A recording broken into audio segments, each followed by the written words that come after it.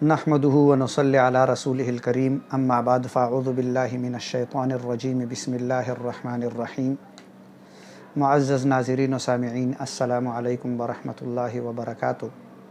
आज एक बार फिर हम मसाइल की नशिस्त में हाज़िर हैं। मसाइल की नशिस्त में आज हम गुफ्तगू करेंगे मसबूक के मुताल्लिक़। मसबूक उस शख़्स को कहा जाता है जो जमाअत में ताख़ीर से शामिल हो जाता है, उससे एक रकत या दो रकतें निकल चुकी होती है तो उसको मसबूक कहते हैं। तो इनके मुताल्लिक़ जो मसाइल है इनके बारे में बहुत सारे सवालात आए और इन मसाइल में लोग लापरवाही और कोताही भी करते हैं। इस वजह से ये मसाइल ज़रा ज़हन नशीन फरमा ले ताकि नमाज में जो है वो किसी तरह का फ़साद वाक़या ना हो।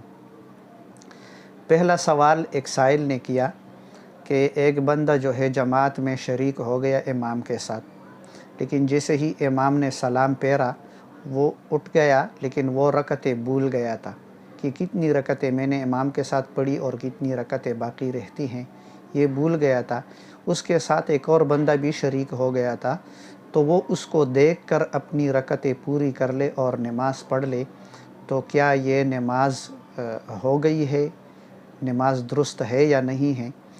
तो इसका जवाब ये है कि सबसे पहले हर आदमी को जो है अपनी नमाज के बारे में फ़िक्र करनी चाहिए कि उनको या अपनी रकतें याद रखनी चाहिए। लेकिन अगर कभी इस तरह हुआ कि उनको रकतें याद नहीं रही तो दूसरे मुक़्तदी दूसरे मसबूक को देखकर अपनी नमाज पूरी कर ले, तो इसकी ये नमाज भी जो है वो दुरुस्त हो गई, जायज़ है इस तरह।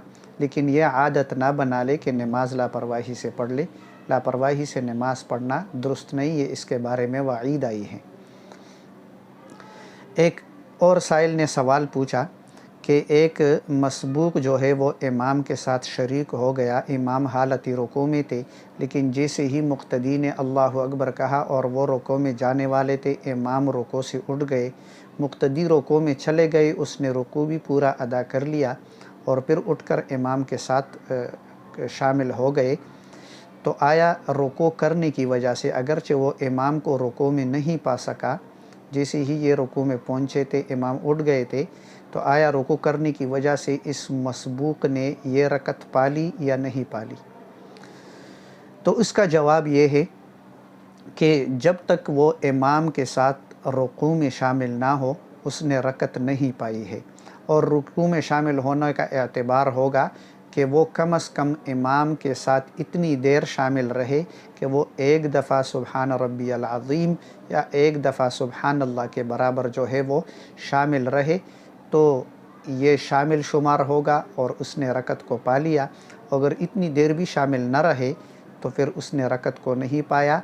ये रकत जो है आखिर में जब इमाम सलाम फेर ले रकत पूरी कर ले।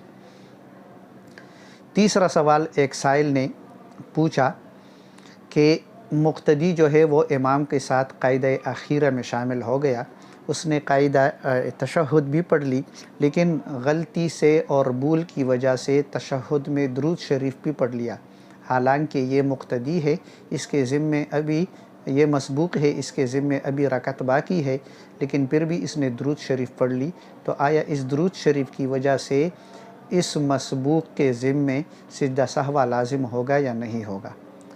तो इसका जवाब ये है कि मसबूक ने अगर इमाम के साथ दुरूद शरीफ पढ़ ली तो इस दुरूद शरीफ पढ़ने की वजह से मसबूक के ज़िम्मे सिजदा सहवा लाजिम नहीं होगा, इसलिए कि इमाम के पीछे वो जो भी कोई ऐसा अमल करे जिसकी वजह से सिजदा सहवा लाजिम आता हो, तो इमाम के इत्तिबा की वजह से उनके ज़िम्मे सिजदा सहवा लाजिम नहीं आता। ये मसबूक के मुताल्लिक़ मसाइल थे। एक मसला साथी ने पूछा कि आम तौर पर जब हम सुन्नतें पढ़ते हैं तो सुन्नत और नफ़ल ये एक ही दर्जे के हैं, अलबत्ता सुन्नतें चूँकि हुज़ूर सल्लल्लाहु अलैहि वसल्लम ने पढ़ी हैं उसका दर्जा थोड़ा सा बढ़ गया है, बाकी नमाज एक ही है। तो आया हम अगर 4 रकत की नीयत बांध ले सुन्नत में या नफ़ल में, तो हम क़ायदे ऊला में कहाँ तक नमाज़ पढ़ सकते हैं? यानी दुरूद शरीफ और साथ आखिर में जो दुआ पढ़ी जाती है وہ بھی پڑھ سکتے ہیں، یا عبدہ و رسولہ پر اٹھ کر جو ہے وہ تیسری اور چوتھی رکعت پڑھ لے۔ تو اس کے بارے میں بھی یہ ذہن نشین فرما لیں کہ ظہر سے پہلے جو 4 سنتیں پڑھی جاتی ہیں، اسی طرح جمعہ کی نماز سے پہلے جو 4 سنتیں پڑھی جاتی ہیں، اس میں تو آپ عبدہ و رسولہ تک پڑھ لیں اور درود شریف دعا وغیرہ نہ پڑھیں اور تیسری رکعت کے لیے کھڑے ہو جائیں، اس لیے کہ یہ سنت مؤکدہ ہے، اور سنت مؤکدہ یہ فرض اور واجب کے مشابہ ہے، اور فرض واجب میں جو ہے قاعدہ اولیٰ میں درود شریف اور دعا نہیں پڑھی جاتی، لہٰذا اس میں بھی نہیں پڑھی جائے گی۔ البتہ اس کے علاوہ کوئی سنت کی نیت باندھ لے، جیسے ظہر سے پہلے کی 4 سنتیں ہیں لیکن یہ غیر مؤکدہ ہے، ان 4 سنتوں کی کسی نے نیت باندھ لی تو اس کے لیے بہتر یہ ہے کہ وہ درود شریف بھی پڑھ لے اور ساتھ جو ہے وہ دعا بھی پڑھ لے، اور پھر اس کے بعد تیسری اور چوتھی رکعت کے لیے جو ہے وہ کھڑا ہو جائے۔ اسی طرح نفل میں 4 رکعت کی نیت باندھ لے تو اس میں بھی جو ہے بہتر یہ ہے کہ درود شریف اور دعا بھی ساتھ پڑھے اور اس کے بعد جو ہے تیسری اور چوتھی رکعت کے لیے کھڑا ہو جائے۔ یہ چند مسائل تھے جو پوچھے گئے تھے، اللہ تعالیٰ اس پر عمل کرنے کی توفیق عطا فرمائے۔ وما علینا الا البلاغ المبین۔